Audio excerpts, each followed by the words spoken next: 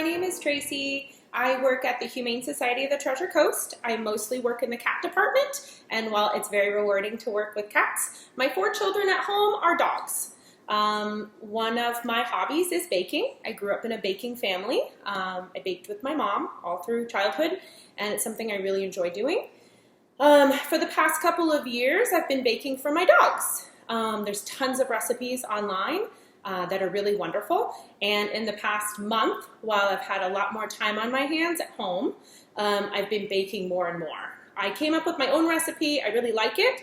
And I thought I would show everybody at home who has a lot of time on their hands how this recipe goes and how fun it is to bake for your dogs.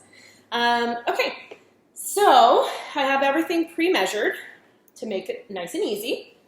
I have what I do first is my wet ingredients. So I do 2 eggs,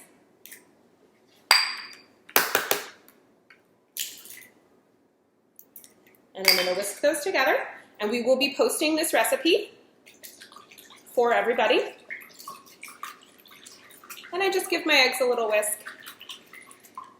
I mix up my wet ingredients first, just to make sure that everything is nice and incorporated before I put my dry ingredients in. And these are apple and peanut butter dog biscuits that I'm making. So here is my unsweetened applesauce. It's a 1/2 cup. And like I said, I'll post the recipe so everybody can see it at home. I use unsweetened applesauce. It still has a little bit of sugar in it because apples naturally have sugar, but I make sure that there's no added sugar in there because they don't need that. Whisk that up there. I use the whisk right now because that's my best tool for this stuff. But once I switch to my 1/2 cup of peanut butter, I'm going to use a rubber spatula. A rubber spatula is one of my favorite tools in the kitchen, especially for something like this that is sticky and messy. So once the peanut butter goes in, it becomes a little bit trickier to mix up. But you're just going to mix that until it's nice and stirred in. And the rubber spatula is great because you can smash it up and get it all incorporated. Oh, hi. I have little friends here that are going to be my taste testers, and I'm very excited for them to try this. Hello.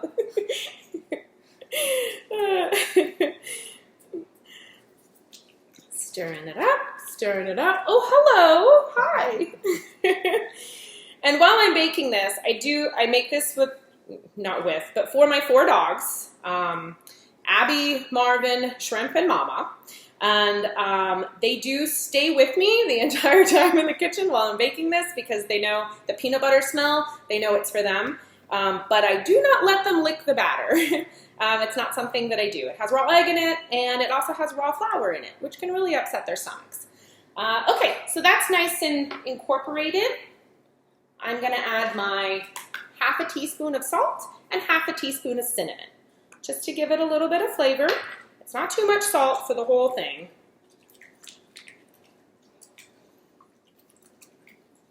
Mix that in.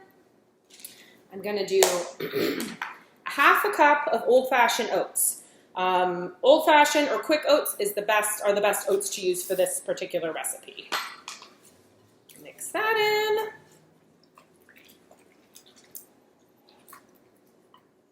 And now comes my 2 cups of all-purpose flour. I'm just gonna put that in there. Now, what's wonderful about making recipes for dogs is with human baking, if this was a cookie batter or a cake batter, I would need to make sure that I'm not over mixing my dough because it can give it kind of a rubbery texture or a heavy, dense cake. But for dogs, you don't really have to worry about that too much. They're not going to turn up their noses to it just because it's a little rubbery or dense. So I'm going to mix up my ingredients here. After this is as mixed as I can get it with a spoon, it's time to get messy. Your hands are pretty much the best thing, the best tool you have in the kitchen. And while it's sticky and messy, it's important. So you can even put gloves on if you wanted to. I don't care because I'm just gonna go wash them right afterwards. You wanna put 1/4 to 1/2 cup of water. And it's gonna depend on the consistency. So you're just gonna add a little bit at a time. I'm gonna go and go ahead and get that mixed up with your fingers. And it's sticky. There's peanut butter in here, there's egg in here, it's sticky and messy. So if you wanna use a spoon, it'll take a little bit longer, but you definitely can.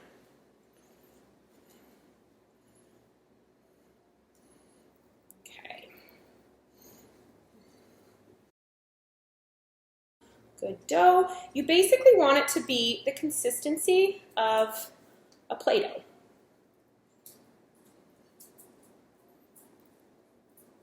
Let's get this off of my fingers. That's one of the hardest parts. Incorporate it in. You're just going to try to get as much of the flour from the sides of the bowl into that dough mixture and help it be the right consistency. You are going to roll this out, so you do want it to be not too sticky. And if you end up adding too much water, it's going to vary, but if you end up adding too much water, what you can do is just add a little bit more flour. Like I said, it's a dog recipe, so it's a little bit more forgiving than a people recipe. Okay, I'm gonna go wash my hands. So once your dough is the right consistency, like Play-Doh, we're going to dump it out on a floured surface. One of the things that you can do is use parchment paper for this. I am going to roll my dough out and use cookie cutters. But after we're done with doing that, I'm going to show you an easier alternative. So if you don't feel like doing cookie cutters and rolling your dough out and all that, because it is a few extra steps, I'll show you an easier alternative for just putting it in a baking sheet.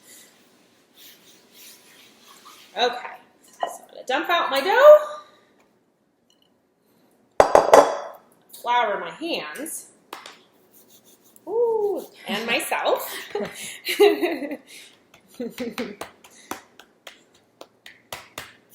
So, to make this a little bit neater, I'm going to put a thing of parchment over that. And if you want, you can put a parchment sheet underneath so that it's really clean and easy for cleanup later. I'm going to do that. We're going to roll it out. There's no need to chill it. Usually with cookie doughs that you're going to use cookie cutters and roll it out, you would chill it first. There's no need to. Like I said, this is a really forgiving recipe.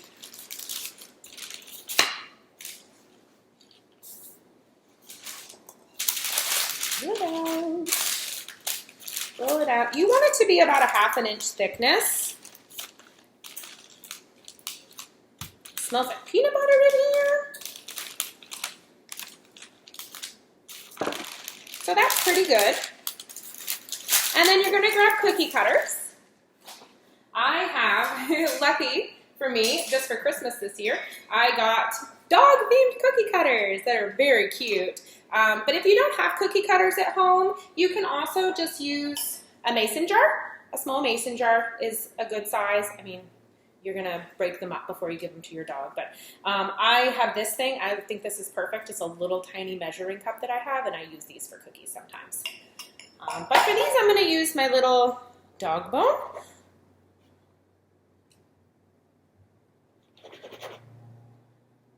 Just going to cut these little cookies out and then put them on a baking sheet. You can either grease your baking sheet, use parchment paper, or if you have a Silpat. I have a Silpat because I do a lot of baking.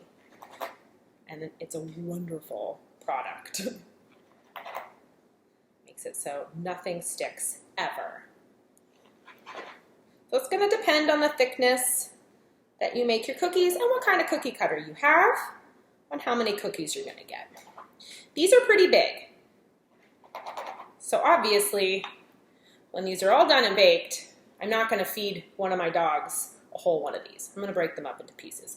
But the bone shape is pretty cute. So, this. I'm going to line my cookie sheet. They don't expand too much.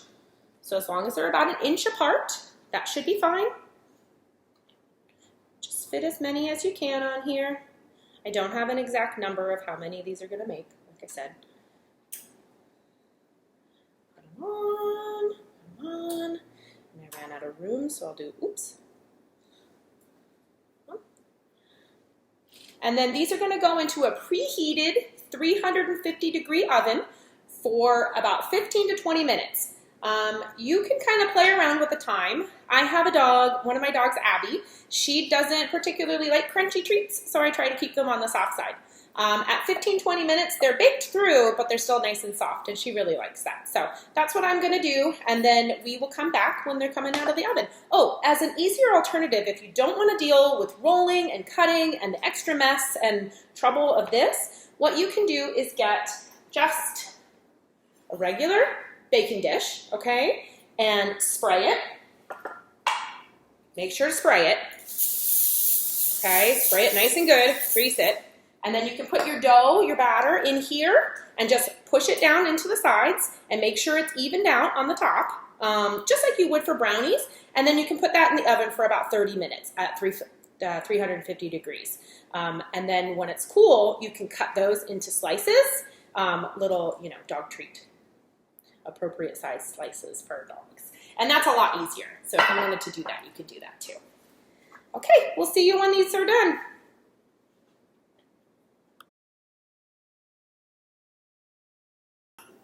So this is our finished result. These are our dog treats. You'll want to, they'd be good in a Ziploc bag on the counter or in the fridge for 3 days, but because they don't have any preservatives in there, you're gonna want to put them in the freezer. I bag them up. These are little squares because I did a baking dish. The alternative, easier method is the baking dish and just slice them into little squares. And I put these in my freezer and then I take them out weekly, defrost them, and use them as dog treats. I have big dogs, so they're kind of big. You'll want to definitely take into consideration how big your dogs are. So for my little taste testers here, I'm going to break them up into littler pieces. If anybody at home wants to make these, volunteers want to make these at home, if your kids need volunteer hours, we are offering, if you want to make them for the shelter dogs, and coordinate with Sarah Fisher, and we'll have her email address on here, and your kids will get 2 hours of volunteer hours for every batch that you make them. If you want to just do it for fun and bring them to the shelter, that would be wonderful too. Just coordinate with Sarah Fisher, our volunteer manager, as far as drop-off times. Because we do have limited hours at the shelter right now. Yeah, I think we're good for taste testing. Let's see if they like them. If they like the apple peanut butter biscuits. Hi. What do you think? Oh, that was kind of a big piece, huh? Oh, that's tasty. You like it? Do you approve? I think Tyson approves. Oh, good. We'll go see what Cheyenne thinks.